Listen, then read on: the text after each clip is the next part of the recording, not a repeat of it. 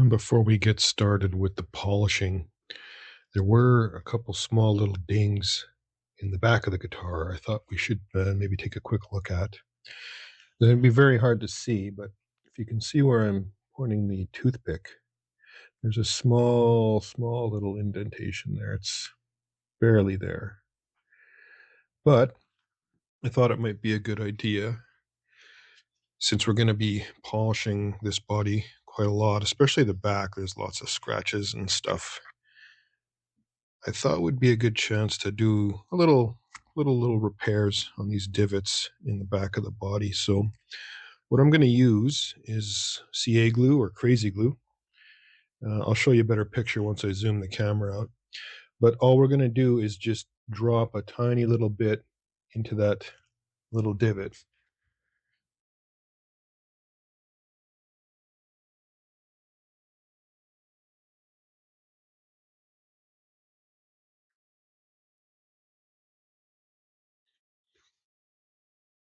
Well, that was probably a little too much, but that's okay. And just let that dry. Now, what the point of doing that is, we're going to fill the hole, or sorry, the divot into the paint, a little indentation.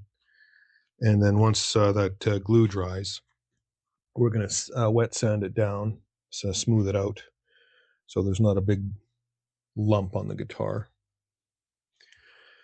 And I think I'm going to see if I can remove a little bit of that.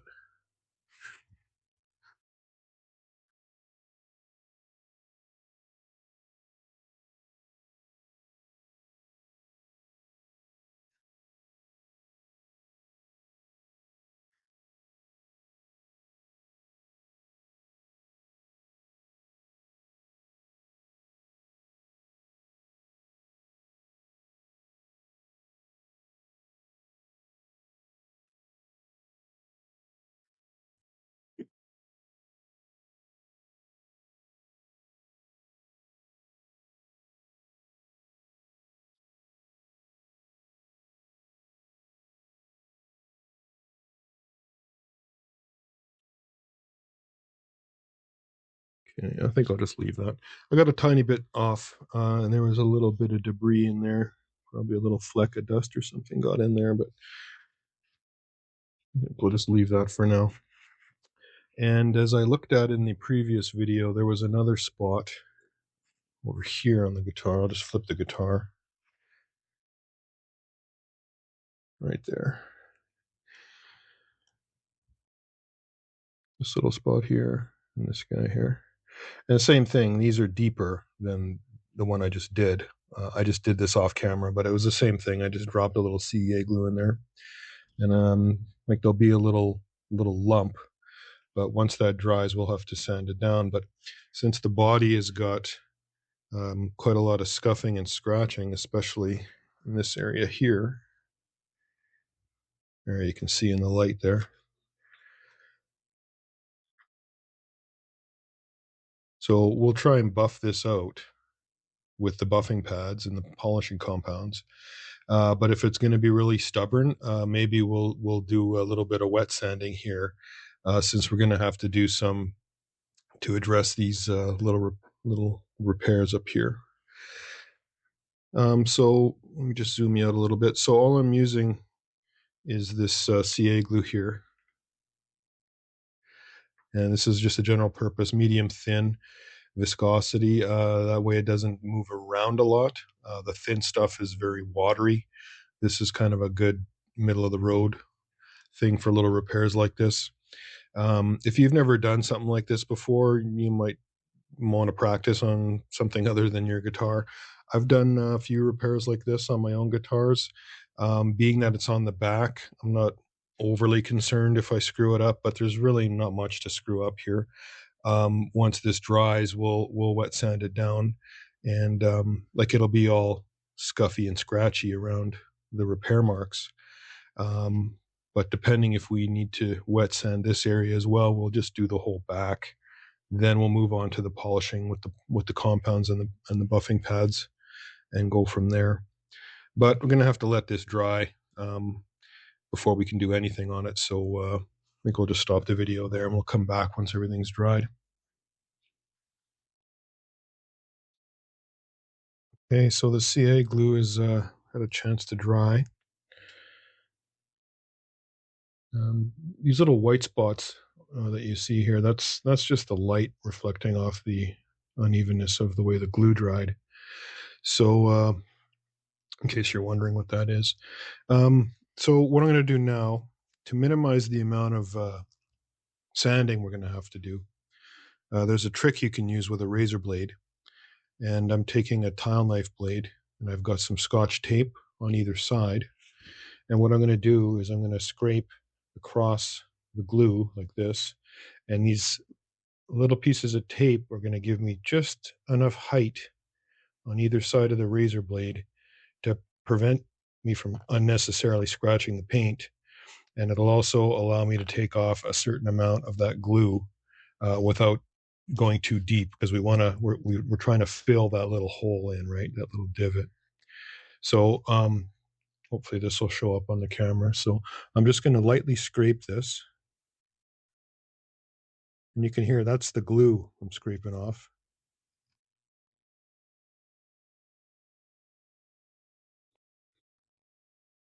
Okay, so that's a couple little scrape passes, and you can see I've taken off the high spot on the glue. And I'm going to have to do this a few more times in a few different directions. So I'll keep at it.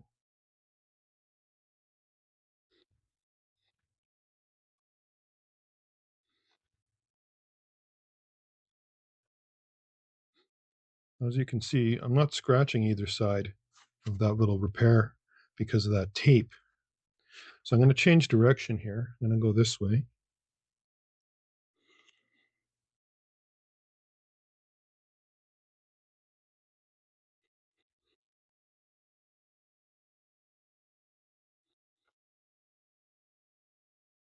So we're getting there. I'm going to have to go over here because the camera's in the way. Hopefully you can see that still.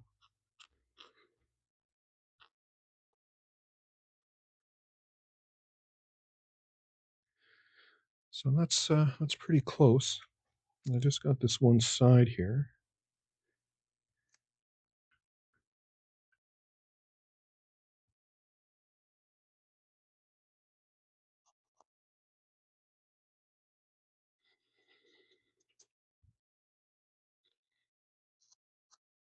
You can hear I'm hardly touching the surface now because I've removed most of that glue that's on there.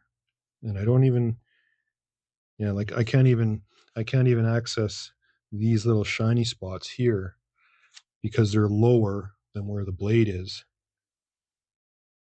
See, there's no noise there. But that's okay. We're just taking off as much as we can with this blade because that'll save us some sanding down the road. This other piece here, I think I'm just going to leave it.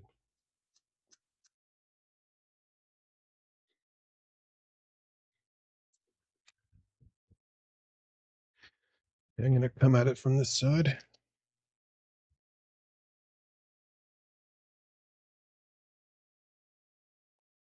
No, same thing. Okay, so that's about as far as we can go with this one. As far as the other repairs went, on the other side, as I was moving the guitar around, where are we? Here we go. You can see there's some scratchy marks here. What had happened was when I was moving it, the glue wasn't fully dried, and I clipped a bit of it with my finger, and as you can see, it smeared it. So what I did was I just quickly, I tried to wipe it, but it dried almost immediately.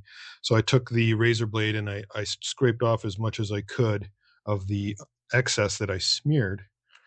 But because it's such a fine amount, I had to take a razor blade without any tape on it, okay, and do the same scraping. But the downside is I'm making marks all over the guitar where I don't want to make marks.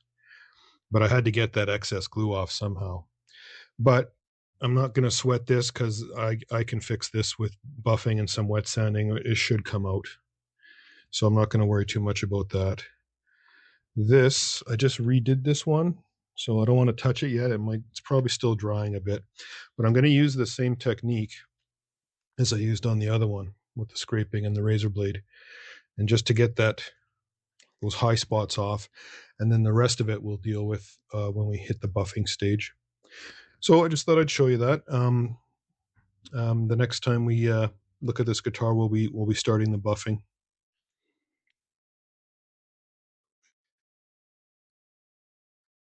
I thought I'd quickly go over the materials I'm going to be using for the wet sanding and the polishing.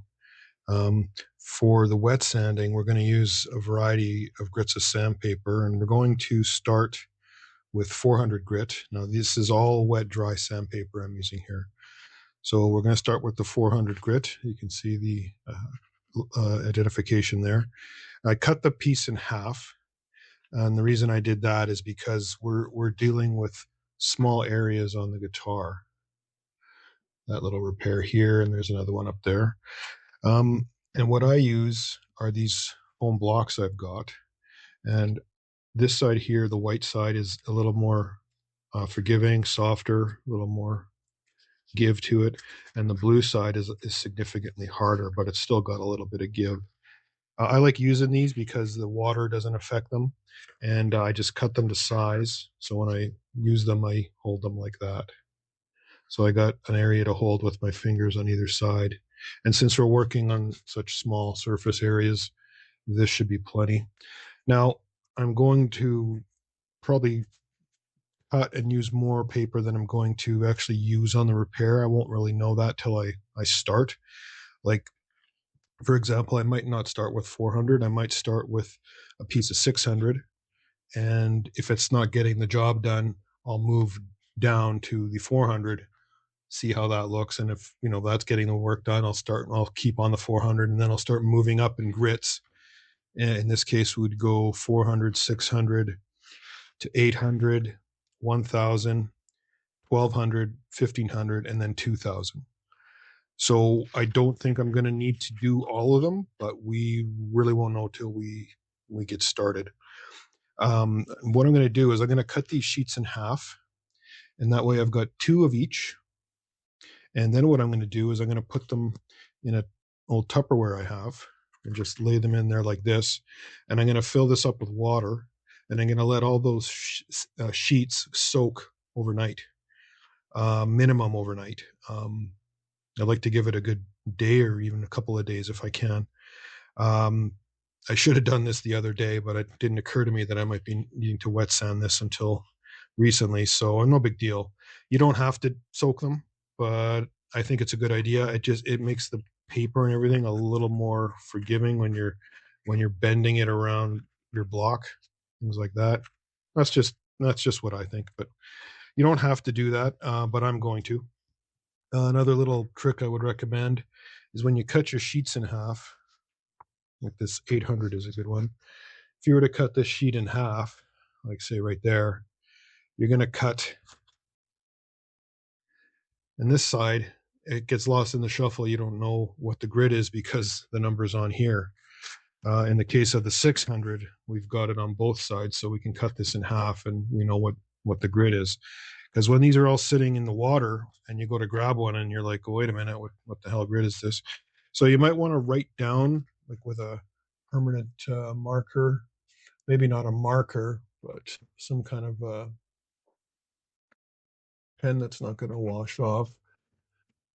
Okay, the one I normally use is seems to have vanished. Oh, there it is. Okay. So this is like a really fine tipped Sharpie. Just filling on here. So I would just write 800 on that. Let it sit for a bit so it dries. And that shouldn't come off in the water because it's a Sharpie, but there's not enough ink or anything on there to get to contaminate the water or anything. So it should be fine. So I'm going to cut all these in half, throw them in the bin and soak them. And once we're done with the wet sanding, we're going to move on to the polishing. And we used this in a previous video. I'm going to start with the Meguiar's 105. Now this is a heavier cut compound, so it's going to remove a lot of the scratches across the body. And hopefully after we're done the wet sanding, we might only have to go up to maybe 1,000 or 1,500. Then I might do a test with this polish to see how it's doing, because if it's not removing the scratches left from the sandpaper, we may have to continue on with finer grits of sandpaper before we can move on to this. But again, we won't know that until we actually get to that point. But after we're done with the 105, we'll use the 205, which is more of a finishing, well, it's an ultra finishing polish. So it's, as you can see, the grade on the side here is not a heavy cut as the 105. That's a heavy cut right up to the 12. This goes up to 4. So it is removing a little bit. It's got a little bit of an abrasive in it to help give it that nice shine. But this is nowhere near as abrasive as the 105. And then after that, we should be done with polishing. And I'll be using the polishing pads we used in the previous video with the Washburn guitar.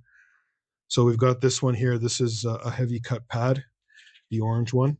And then I've got a black pad, which is good for a medium to fine cut. So we'll use this on the 205 and this on the 105. And we'll get into the techniques and polishing once we get to that stage. The only other thing you're going to need is some water. I just got a little bit of water left in this jar here. And I'll be using the water to just put a little bit on the pad. With the polish, it helps spread things around a little better on the guitar. And then you might also want to get a spray bottle. This isn't really necessary for these little repairs we're doing, but sometimes you need a little extra water and you just can give it a shot with your spray bottle. But yeah, I don't think we're going to need to use it in this case because we're just dealing with small little repairs. So that's going to be the process. We're going to start with the sandpaper on these repairs. And I'll probably have to do that tomorrow because I'm going to have to let this paper sit overnight. But I want to let this last little repair I did here dry up anyway. So that'll probably do it for today. I was looking at the top of the guitar and I noticed right here, let me zoom you in. You can see there's 2 holes there. What's likely happened was the previous owner had the faceplate on, or sorry, the control plate cover on. And it likely didn't line up 100% with the factory holes. As you can see, that one there closest to the cavity didn't line up with the old control plate. And it doesn't line up with the one I'm using as well. Okay, so this is the old control plate.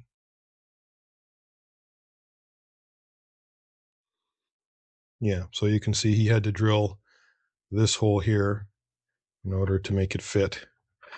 And the control plate I got looks like it's going to be the same as the factory holes. So no big deal. You can probably just leave that alone if you are encountering something similar. But when I see 2 holes like that are very close together, I like to plug that hole with a dowel. In this case, I'm probably just going to use a toothpick because it's almost the perfect size.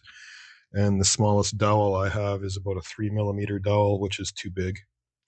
So it's just more to give the hole I'm going to use a little strength because you might chew into that second hole at some point. You never know, and then it's going to be loose and flopping around. So you know what? While we're doing some finishing and body work on this guitar, let's just fill this little hole here with a toothpick and kind of move on from there. Okay, so I've just got a little piece of cardboard. It's actually from a gum wrapper. It's that hard cardboard sleeve that the gums come in. I'm just using this as a little holder to put some glue on because I really only need a tiny bit of glue here. So I'm just using wood glue, normal wood glue you can get at any hardware store. If you don't have wood glue, you can use crazy glue. I've used it before for stuff like this because really we're just plugging a hole here. We're not getting too fussy with things. So what I'm going to do is I'm going to take the toothpick, and this toothpick has got the pointy end, there you go, and the other end is squared off. So I'm going to use the flat squared off end and use that as a, there, so you can see what I'm actually doing. I'm going to use the flat end and put that in the hole, and then I'll snip the end off after. So all I'm going to do is I'm just going to roll the toothpick in the glue, just so it's going to get covered on all sides. And you don't need to glob it on, just, a little bit around the outside of the toothpick is plenty. Okay, something like that.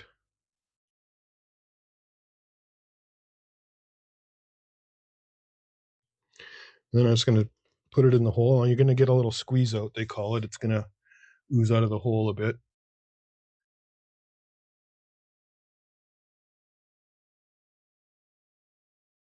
Okay. I'll just zoom you in here. That's basically it. So you can see there's a little bit oozed out the side there. It's not a problem. What you want to do is just take a paper towel and wet it with some water and just wipe off the excess before it dries. And you'll likely have to do a little cleanup after, but that's fine. Okay, now we're just going to let that sit, let it cure up. The only other thing I'm going to do right now is I'm going to snip the end of that toothpick off, not all the way, because I want to leave it a little bit there. So just so there's a little tail sticking up like that. So we'll come back to that once it's dry. And then what I'll do is I'll snip it flush with the body of the guitar. And we might have to do just a tiny bit of sanding, just so the control plate sits correctly on there. Now, you don't have to do this. This is just me. This is what I like to do. Another thing I'm going to show you while we're doing these little touch-up kind of finishing repairs is I'm going to grab another toothpick here. And you can see, I'll just back you out a little bit. So we've got, these are the holes for the pick guard here. We've got the holes for the bridge plate up here, and the control cavity, obviously. So like you can see, because this guitar is black, you can see there's a little bit of wood showing here. And that's just the finish is either come off when, the guy had swapped the bridge plate out previously, or maybe it was just like that from the factory. It doesn't really matter. The point I'm going to try and make here is that when we start polishing this guitar, we're going to be using polishing compounds with a little bit of water. Now, normally this should be okay. You're not going to want to run your buffing pad right over this area because this is, very uneven, these surfaces here. And you don't want it to start chewing up your buffing pad. And you also don't want these little bits of debris getting stuck in the pad. And then you start buffing and you got that crud stuck in the pad. Now you're scratching the heck out of your guitar, right? So generally speaking, this is all going to be covered by the bridge plate. So you don't even really need to touch it when we do our buffing. But just to play it safe, and because we're going to be doing a little wet sanding on the opposite side of the guitar, the bottom, we want to make sure that these little edges are sealed. So what I like to do is put a little crazy glue on a toothpick and just kind of lightly roll it around the outside like this, and just to give it a little bit of a sealant. So if we do use any excessive water when we're wet sanding or buffing, it's not going to get inside and underneath the finish, because what'll happen is it could creep underneath and cause, you'll see what looks like little lines creeping out this way from these openings in the paint here around the hole. Now, you should be okay. I guess it depends on how much water you're using and how aggressive you are with your sanding. I don't plan on doing any wet sanding on this side of the guitar unless I'm having issues removing some scratches. Like there's some good scratches up here, but it seems to be very surface level. I think the buffing should remove that, but we'll see when we get there. But, again, because we'll be running the buffer over these areas, a little bit of polishing compound getting in there is no problem. You can just take a toothpick or an old guitar string and jam it in there and just kind of go like that to help clean it out. But the compound won't cause any issues. My issue or concern would be issues with water seeping in there. That's happened on a couple other things I did. I did use the crazy glue trick, but I guess I was sanding too much around that hole, and when I was all done, it started to do that. That line started to creep in. That I'm not sure what the right term would be. It creeps underneath the paint. Actually, you know what? I'll show you. Let me just stop the recording. Okay, so this is what I was telling you about. You can see here, there's some water got underneath the tuning peg holes and crept underneath and caused these, like, I'm not sure what the right term is, but you can see these little lines. Here, I'll zoom you in right here. And there's nothing I can do about that. I mean, I can refinish this, but this is a kit guitar that I finished myself.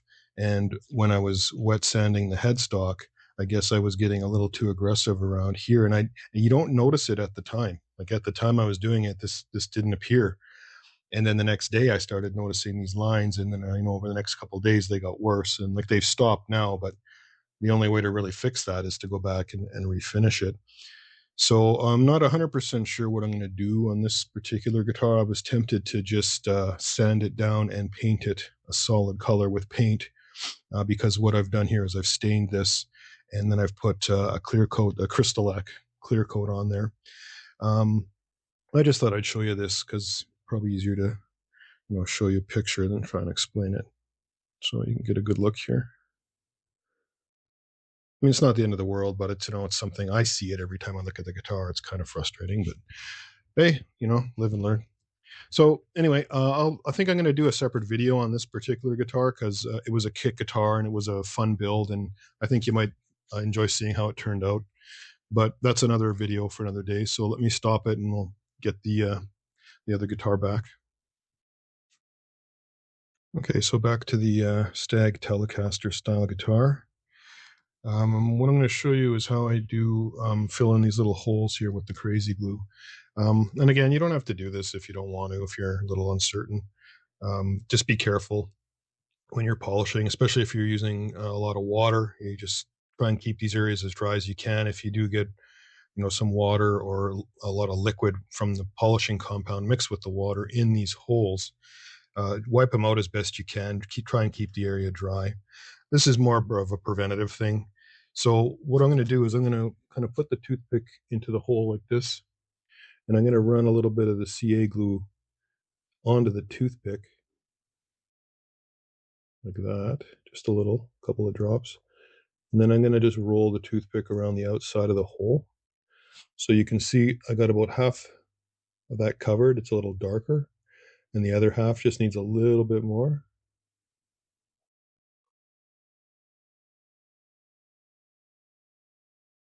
Yeah, just like that. So, I mean, this is not a guarantee, but hopefully it'll help prevent any little bits of water and stuff from getting underneath that finish. Because once that cracking or checking, whatever that is called, starts, uh, there's not much you can do about it. So that's how I do that. I'm going to do the remaining holes on the body using the same procedure. So I won't record all that because it'll just take too long to show you. But that's what I'm going to do next. And yeah, so we'll stop the video and we'll come back when I'm done.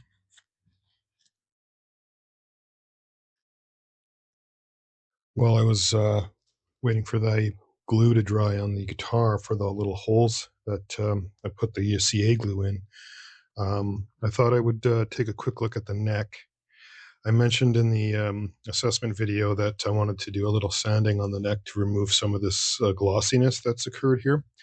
So I did a little test on this section of the fretboard, or I'm sorry, on this section of the neck here. And as you can see, that shine is gone. And all I used was a piece of 800 grit sandpaper, wet dry stuff. Here's the piece I used, and just lightly sanded to take off that shine. And then I took a wet paper towel and wiped off the residue, because you're going to get this white powdery residue coming off. Not very much, because I'm just lightly sanding. Like I'm just moving my hand over like this. I'm not, trying to dig into this finish here. I'm just trying to remove the surface gloss. So this is the little section I did. This is the section that I've yet to do, and this is the section that really doesn't look like there's much wear on it at all.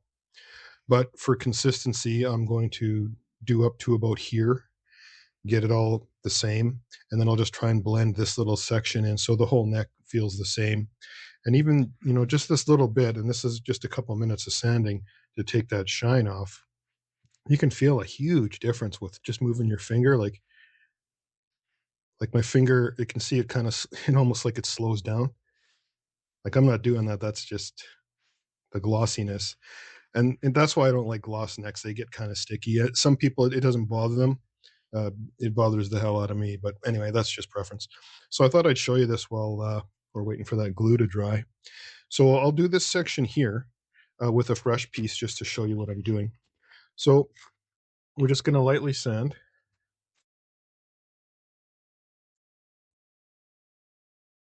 And I'm just going to rotate the neck with my left hand.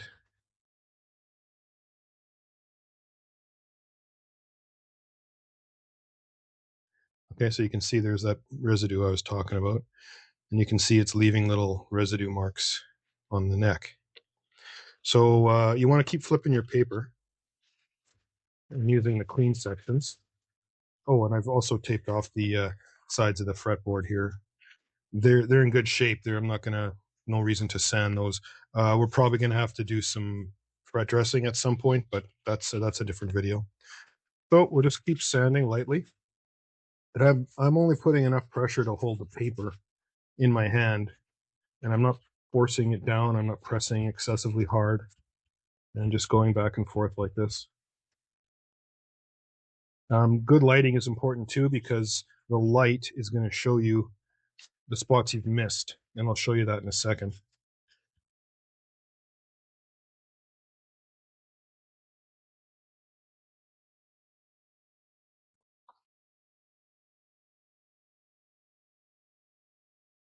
Just going to do a couple passes in little circles, just for coverage. And again, we're just taking that shiny glossiness off.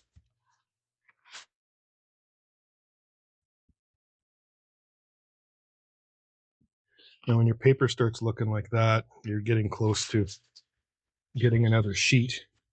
You can clean it by wiping it.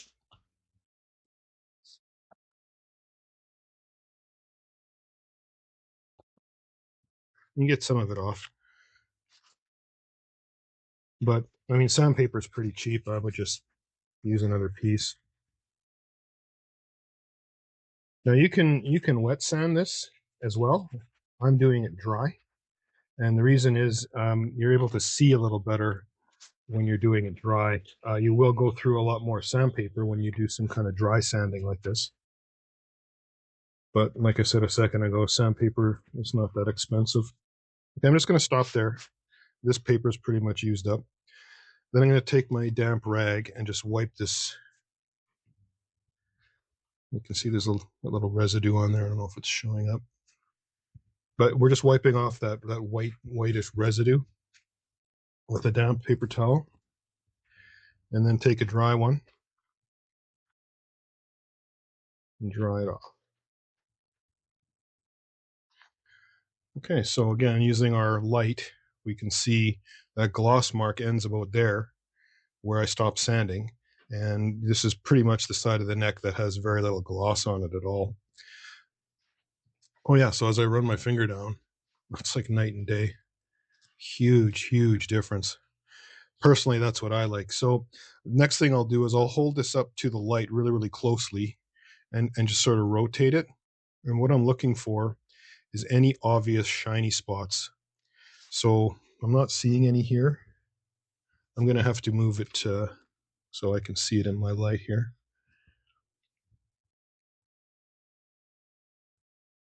And there's a teeny tiny little spot right there. I doubt you can see it, and it's minor.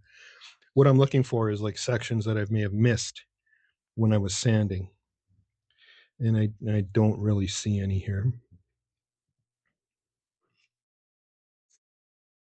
There's a small line next to the tape, which I'll have to go back and get in there a little closer Same on this side.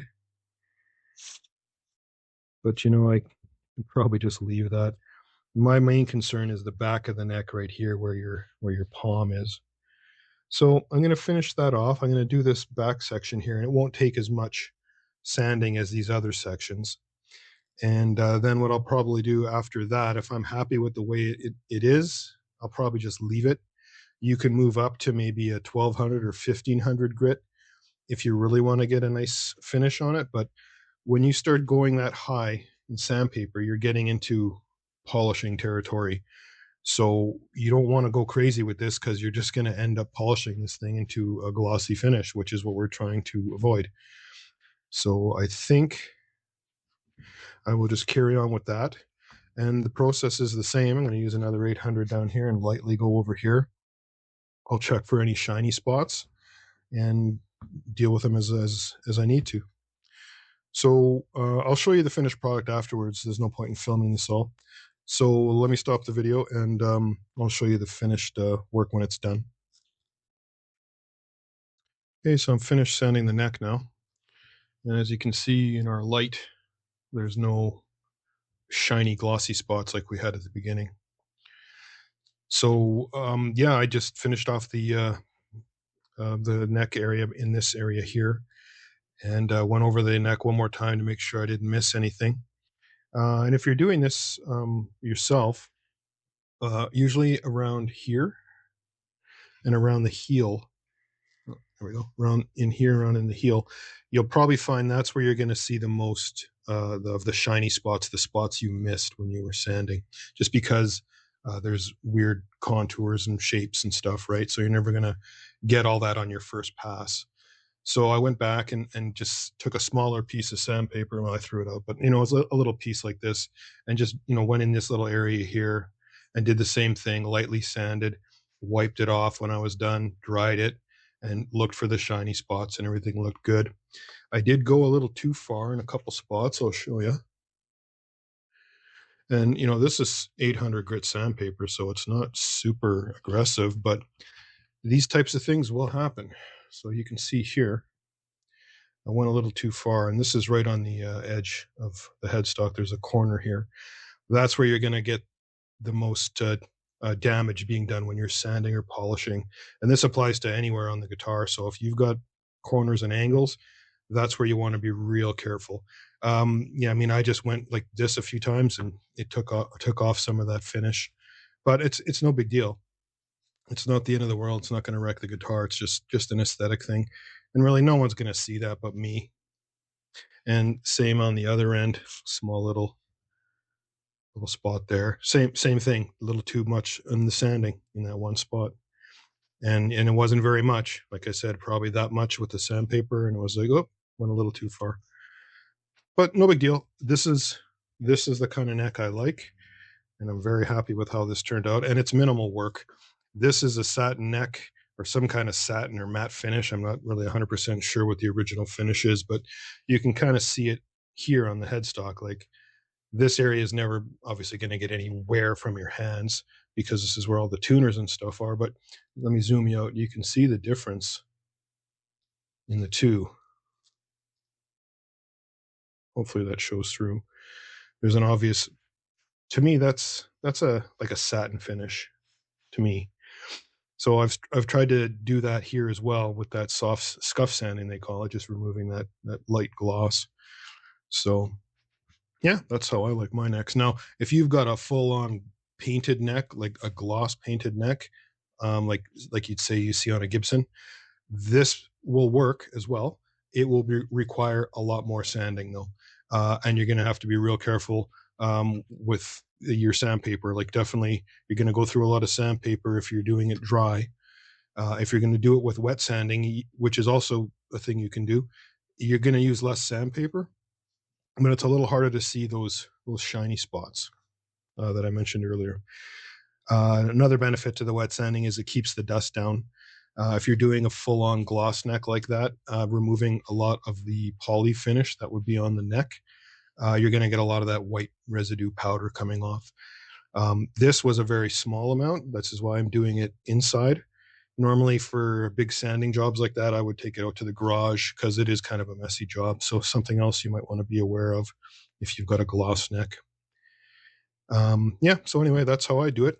Um, so that's about it. Let's go back to the body. I'm going to take this tape off now, and we'll put the neck aside until we're ready to do some of the fret work on it. Yeah, these fret ends a little bit sharp, but we'll deal with that later. Okay, I'll stop the video and we'll come back to the body.